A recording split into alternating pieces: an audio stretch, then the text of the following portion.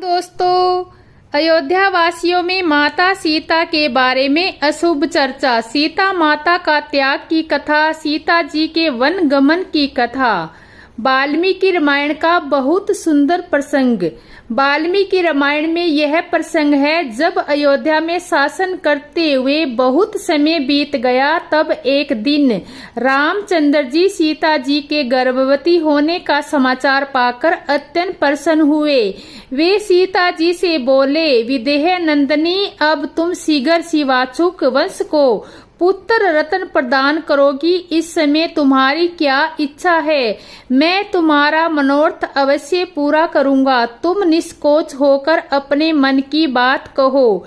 पति के मुंद वचन सुनकर सीता जी मुस्कुराकर बोली, स्वामी, मेरी इच्छा एक बार उन पवित्र तपोवनों को देखने की हो रही है। मैं कुछ समय उन महर्षि तपस्वियों के पास रहना चाहती हूँ, जो कदमूल खाकर गंगा के तट पर तपस्या करते हैं। कम से कम एक रात्रि वहाँ निवास करने में मैं उन्हें उग्र तपस्या करते देखना चाहती हूँ। इस समय यही मेरी अभिलाषा है।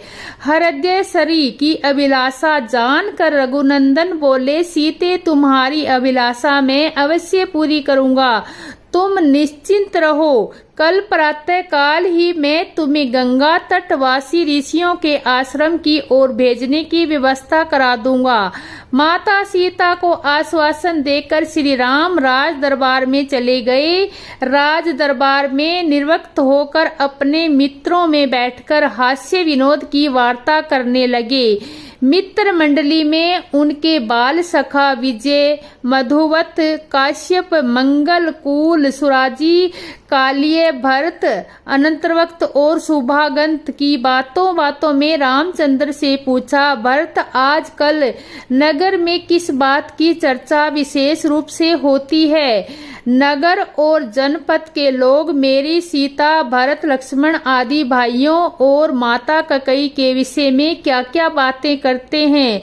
प्राय देखा जाता है कि राजा यदि आचार विचार से हीन हो तो सर्वस्व उनकी निंदा होती है। भद्र ने उत्तर दिया, सौम्य स्वर्ग आपके विषय में अच्छी चर्चा सुनने को मिलती है। 10 गरीब पर जो आपने विजय प्राप्त की है, उसको लेकर सब लोग आपकी खूब प्रशंसा करते हैं और आपकी वीरता की कहानी अपने बच्चों को बड़े उत्साह से सुनाते हैं। रामचंद्र बोले, भद्र, ऐसा नहीं हो सकता कि सब लोग मेरे विषय में अब अच्छी ही बातें कहें। कुछ ऐसी भी बातें हो सकती है जो उन्हें अच्छी नहीं लगती हो। संसार में सभी प्रवृत्ति के लोग रहते हैं, इसलिए तुमने जो भी कुछ सुना हो निश्चित होकर बेठक कहो। यदि तुम्हें मुझसे कोई दोष दिखाई देता होगा तो मैं उसे दूर करने की चेष्टा करूंगा। यह सुनकर भद्र बोला, वह कहते हैं कि श्री राम ने समुद्र पर पुल बांधा। ऐसा दुष्कर कार्य किया है जिसे देवता भी नहीं कर सकते। रावण को मारकर वानरों को वंश में कर लिया, परंतु एक बात खटकती है। रावण को मारकर उस सीता को घर ले आए जो इतने दिनों तक रावण के पास रही, और फिर सीता से घृणा करने की बजाय उन्होंने उसे अपने पास रख लिया। भला सीता का चरित्र क्या वहाँ पवित्र रहा होगा? अब प्रजानन भी ऐसी स्त्रियों को अपने घरों में रखने लगेंगे, क्योंकि जैसा राजा करता है प्रजा भी वैसा ही करती है। इस प्रकार सारे नगर निवासी भिन्न भिन्न प्रकार की बातें करते हैं। भद्र की बात का अन्य साथियों ने भी यह कहकर समर्थन किया कि हमने भी ऐसी बातें लोगों के मुख से सुनी है। सबकी बात सुनकर राजा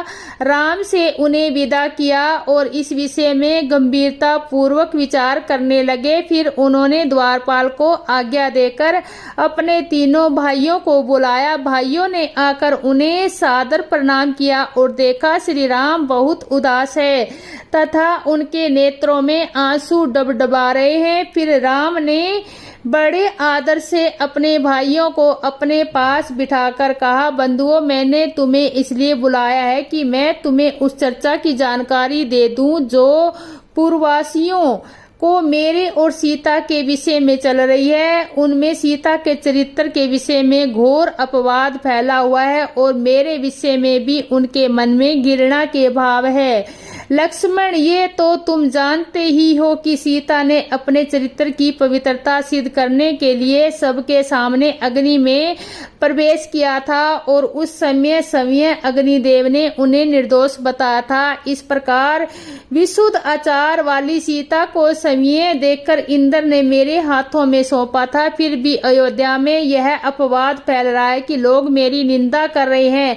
मैं लोक निंदा के भय अपने प्राणों और तुम्हें भी त्याग सकता हूँ। फिर सीता का परित्याग करना तो मेरे लिए तैनिक भी कठिन नहीं होगा। इसलिए लक्ष्मण, कल प्रातः तुम सारथी सुमंत के साथ सीता को लेकर जाकर राज्य की सीमा से बाहर छोड़ आओ। गंगा के उस पार तमसा के तट पर महर्षि वाल्मीकि का आश्रम है, उसके निकट उन्हें छोड़कर लौट आना। मैं तुम लोगों को अपने चरणों और जीवन की शपथ देता हूँ, मेरे निर्णय के विरुद्ध कोई कुछ मत कहना। सीता ने गंगा तट पर ऋषियों के आश्रम देखने की इच्छा प्रकट की थी, वह भी पूरी हो जाएगी। फिर गहरी सांस भरकर नेत्रों में आए आंसू पोंछकर वे मौन हो गए। प्रातःकाल बड़े उदास मन से लक्ष्मण ने सुमंत से सुंदर घोड़ों से युक्त रथ लाने के लिए कहा।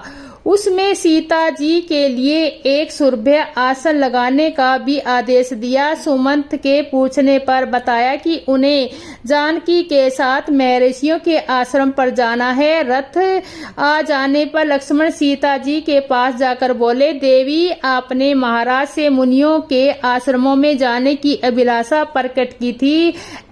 मैं महाराज की आज्ञा से तैयार होकर आया हूँ ताकि आपको गंगा तट पर ऋषियों के पवित्र आश्रमों तक पहुंचा सकूं। लक्ष्मण के वचन सुनकर सीता जी प्रसन्नता पूर्वक उनके साथ चलने को तैयार हो गई। मुनि पत्नियों को देने के लिए उन्होंने अपने साथ बहुत से बहुमूल्य वस्त्र, आभूषण और नाना प्रकार के रत्न दिए।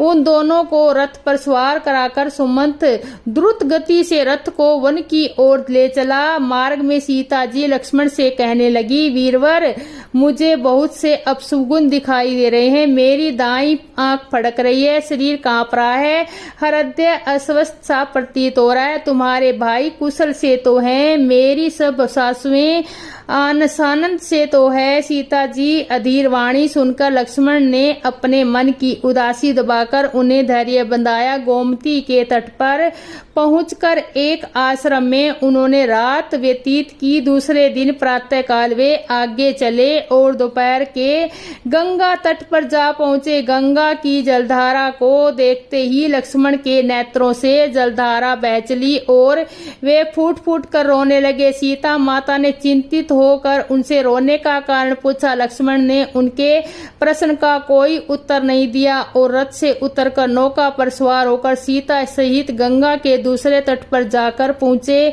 गंगा के उस तट पर नौका से उतरकर लक्ष्मण सीता के हाथ जोड़कर बोले, देवी, आज मुझे बड़े भैया ने वह कार्य सौंपा है जिससे सारे लोक में मेरी भारी निंदा होगी।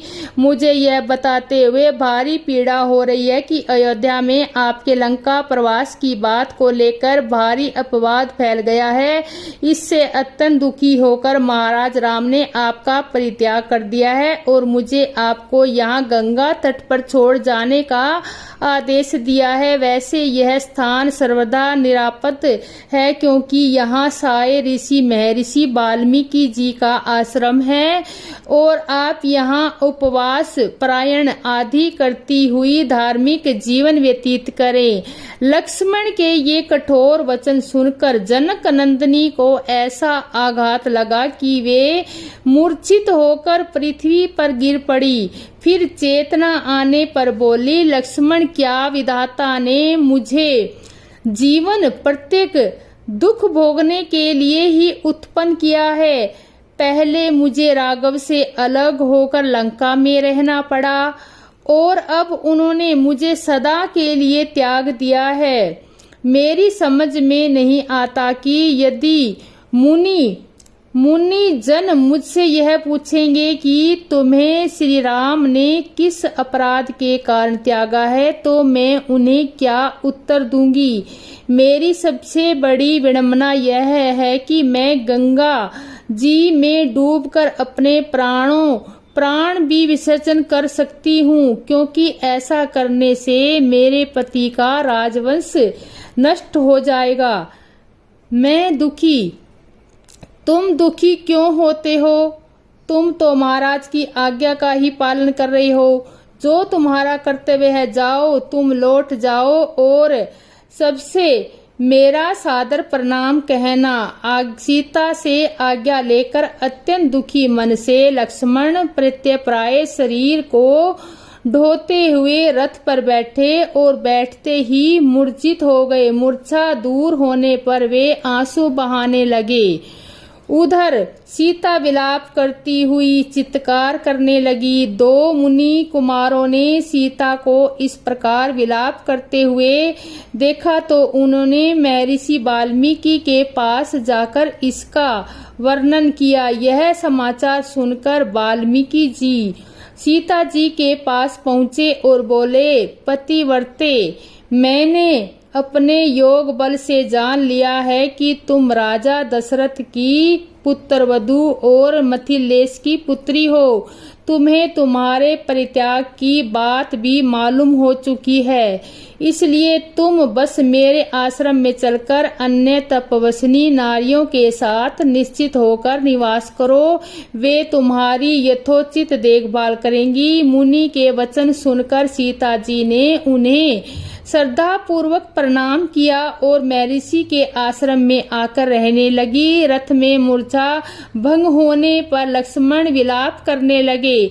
सुमंत ने उन्हें धैर्य बांधाते हुए उनसे कहा, वीरवर, आपको सीता के विषय में संताप नहीं करना चाहिए। यह बात तो दुर्वासा मुनि ने स्वर्गीय राजा दशरथ जी को पहले ही बता दी थी कि श्री राम सदैव दुख उठाएंगे, उन्हें प्रियजनों का वियोग उठाना पड़ेगा।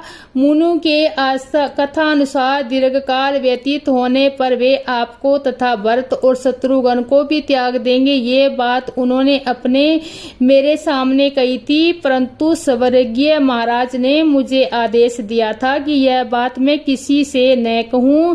अब उचित अवसर जानकर आपसे कह रहा हूँ। आपसे अनुरोध है कि आप यह बात भरत और शत्रुघ्न के सम्मुख कदापि न कहूँ। सुमंत की बात सुनकर जब लक्ष्मण ने किसी से न कहने का आश्वासन देकर पूरी बात बताने का आग्रह किया तो सुमंत ने कहा, एक समय की बात है, दुर्वासा मुनि महर्षि वशिष्ठ के आश्रम में रहकर चातुर्मास बिता रहे थे। उसी समय महाराज दशरथ वशिष्ठ जी के दर्शनों के लिए पहुंचे। बातों बातों में महाराज ने दुर्वासा मुनि से पूछा कि भगवान, मेरा वंश कितने समय तक चलेगा? मेरे सब पुत्रों की आयु कितनी होगी?